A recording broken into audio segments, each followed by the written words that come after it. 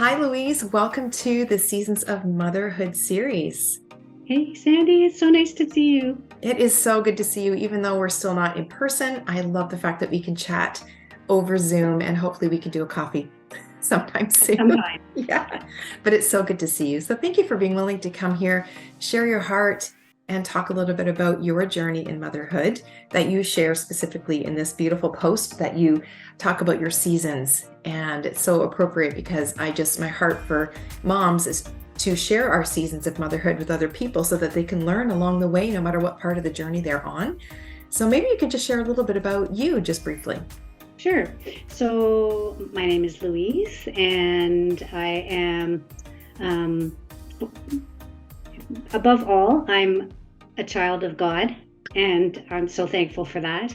And I'm a mom, I'm a wife, I'm a stepmom, I'm a sister, I'm a daughter, I'm an employee, I'm all of those things. I'm a friend, and yeah, I'm happy to be here. Sandy, you and I have known each other for many, many years, Many and years. times have passed, years have passed, but in and out of our lives, we've been there, and Yeah. through social media, even just being hmm able to stay connected. So hmm I'm so thankful for that. Yeah. We have a beautiful history. I mean, we've shared wonderful opportunities together, raising our kids, having them, they were born around the same time in Bible study and church opportunities. So that kind of thing, you can't change that. It's a beautiful thing that we have, and Yeah, it really grounds us in Christ and that we're sisters. yeah, And so yeah. even And if you don't, it's a history that we have together. yeah, yeah, I love that. I love that. And I think that's what's so beautiful about children of God, that we're sisters in Christ no matter what. And I love Yeah. that, even if we don't see each other every day.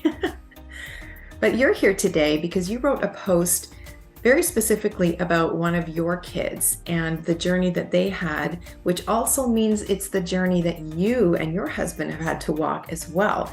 So I guess one of the things I wanted to ask you today was maybe you can share a little bit about some of your subtitles are specifically like seasons of Mhm. hope or seasons of worry or being revived or worry returned. So maybe you Mhm. could talk a little bit about that first part of Mhm. your journey, that first Mhm. moment when you're like, okay, this is a season that I was not expecting. Yes, yes, of course.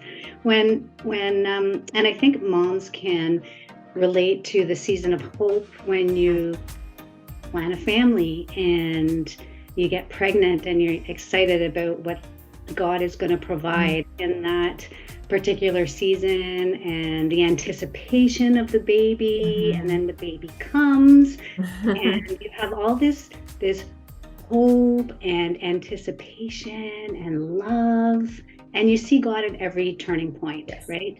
Through pregnancy, through um, the relationship with my husband. I saw God there as we came Mhm. together, as we anticipated our firstborn, and so there was a lot of hope. And Mhm. David was born, and he was really bright, and had a lot of he was very charismatic, and he had a Mhm. lot of personality, and it was a lot of fun. And someone even said to us, expect great things from Yeah. him. And Wow. so that was really a season of hope. Mhm. And then as he got older, and as you'll read in the post, he got older and he started school, and that's when the season of worry set Mhm. in.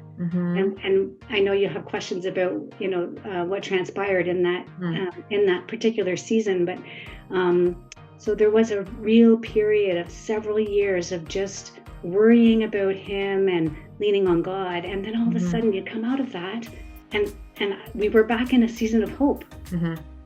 And so I guess the message through the blog is we have these seasons Mhm. that God brings into our lives, and not to be surprised that those seasons repeat themselves, even though Yes. they're not exactly the same. That's a good point. So true. Yeah. So true. So maybe you could talk a little bit about when you first were told a little bit about things with your son that were unique and different that Mhm. made you kind of go, okay, what is that? And now what are we going to do with managing this? And so, how did your husband, well, both of you and your husband, navigate what people were starting to tell you after had him in school and things were just kind of starting to go a little bit more sideways maybe than you thought. Yeah. So when like I mentioned, when he was a toddler, infant and toddler, he was full of personality and he was cute and charismatic and everyone loved him. And then we get into school and all of a sudden that charismatic sort of behavior or that great personality turned into a problem in the classroom. And interrupting the teacher and showing his gifts because he was, highly intelligent and a little bit ahead of his peers with respect to certain things like reading and intellectual curiosity, right, coming out as questions. And the teachers didn't always appreciate that because it was a big distraction in the classroom and they've got other kids they have to look after, and he interrupted that flow. So we decided that we needed to, a teacher did bring to our attention the distractibility that he had in class, and we decided that we would have him assessed for intellectual capabilities and for other potential learning disabilities. And what we found out from that was that he was attention deficit. And when you get a diagnosis like that, for your child, whether it's that or anything else, especially when it comes to academics, you wonder, what do we do with this? So Sean and I, we did do a lot of research on attention deficit hyperactivity disorder. We did meet with the school, we did talk to teachers, and we looked for ways, and we talked to our GP, of course, our family doctor, and we looked for ways to put disciplines in place that would help our son succeed in the classroom with, some success and some not so successful strategies. Yes, I understand that. I love the fact that you use that term disciplines. What kinds of things do you recall that you were able to use that might actually encourage a mom right now thinking, what does that mean? It's a really great term. What does that mean to you? We used a lot of, so at a very early age, because he was hyperactive and he wasn't, jumping off the walls or anything, but he did have, his mind was going all the time. So what was in his mind was coming out his mouth. Right. And so we had to, we used like object lessons. So we used to say to him, okay, so imagine you have a motor. Imagine inside of you, there's a motor. And and it can be on 1, which is really slow, or it could be on 10, which is really, really, really, really fast. And so we'd ask him, where is your motor? And we saw him really sort of spinning, and he would be able to reflect and say, oh, my motor's at an 8 or my motor's at a 9. And so then we said, okay, well, maybe you can bring it down to like a 3. And that was beautiful.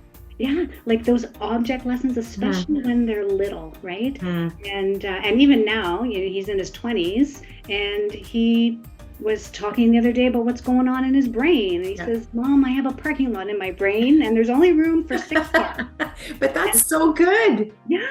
And he said, in order to make room for another thought, I have to get rid of a car. So that means I have to get something out before I can put something else in there and park it, right? So just those images were really, really helpful. Oh my goodness, that is so useful. I think we all can benefit from that because I think we all get cluttered.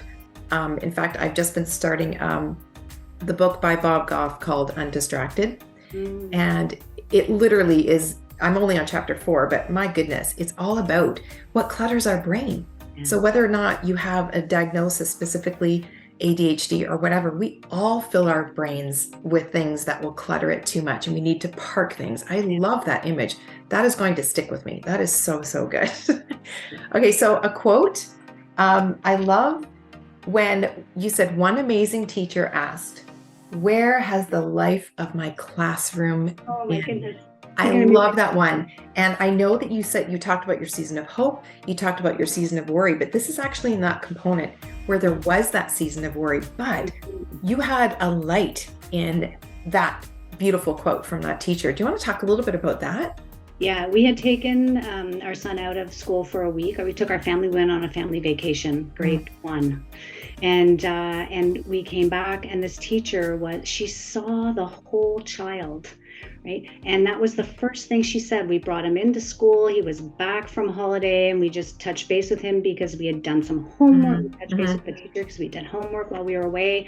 And she looked at him and she said, "Where have you been? The life of my classroom."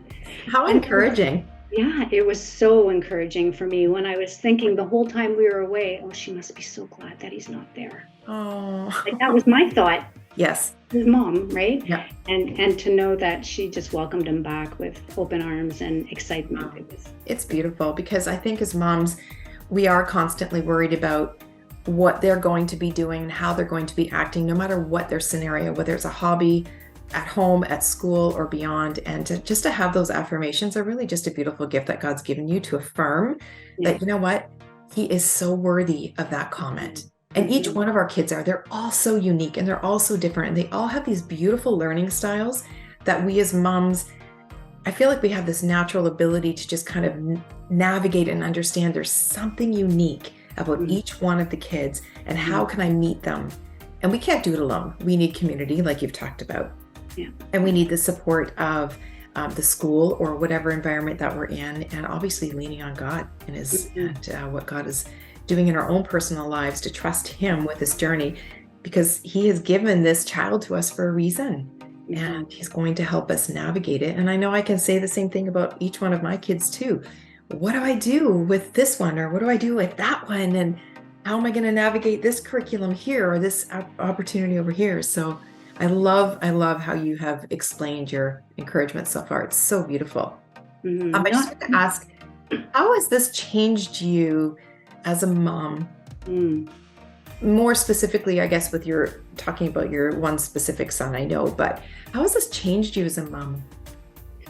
I think I learned a lot through the early experiences. So that one teacher was the exception to the that he had in primary school. And so during that process, particularly in primary school, and we realized that he just thought differently and he was a different kind of child and had different types of needs.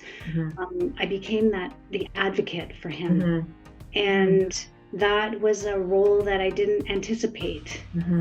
So yes, I always knew if backed into a corner or if there was a situation, I would stand up for my child, of course. But I didn't realize how actively I had to become involved in advocating for him.